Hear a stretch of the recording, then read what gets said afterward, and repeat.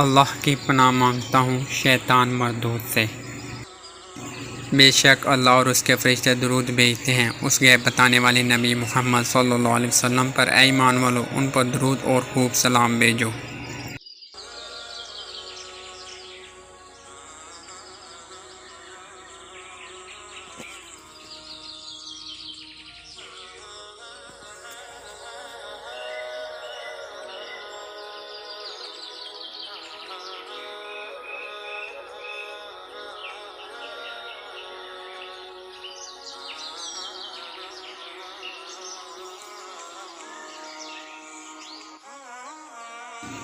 اللہ کے نام سے شروع جو بہت مہربان رحمت والا۔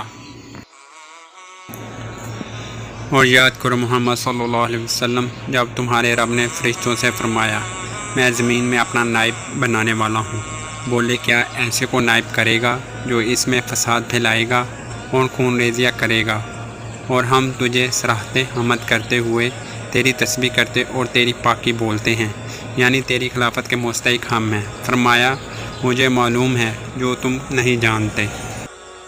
اور اللہ نے آدم کو تمام اشیاء کے نام سکھائے، پھر سب ان اشیاء کو ملائکہ پر پیش کر کے فرمایا سچے ہو خلافت کی بات میں تو ان کے نام بتاؤ۔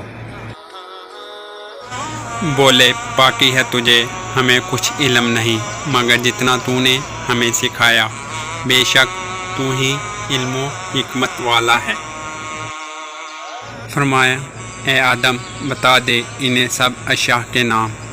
جب اس نے یعنی آدم نے انہیں سب اشیاء کے نام بتا دیے، فرمایا میں نہ کہتا تھا کہ میں جانتا ہوں آسمانوں اور زمین کی سب چھپی چیزیں، اور میں جانتا ہوں جو کچھ تم ظاہر کرتے ہو اور جو کچھ تم چھپاتے ہو۔ اور یاد کرو جب ہم نے فرشتوں کو حکم دیا کہ آدم کو سجدہ کرو تو سب نے سجدہ کیا سوائے ابلیس کے کہ منکر ہوا اور غرور کیا اور کافر ہو گیا۔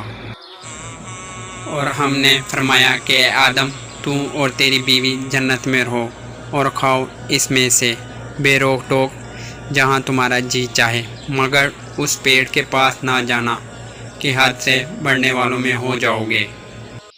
تو بدلہ آدم کی طاق ابلیس شیطان نے اس سے یعنی جنت سے انہیں وسوسہ ڈالا اور قسم اللہ کھا کر لغزش دی اور جہاں رہتے تھے وہاں سے انہیں الگ کر دیا۔ ہاں اور ہم نے فرمایا نیچے اترو، آپس میں ایک تمہارا دوسرے کا دشمن اور تمہیں الگ ایک وقت تک زمین میں ٹھہرنا اور برتنا ہے۔ پھر سیکھ لیے آدم نے اپنے رب سے کچھ کلمے تو اللہ نے اس کی توبہ قبول کی، بے شک وہی بہت توبہ قبول کرنے والا مہربان۔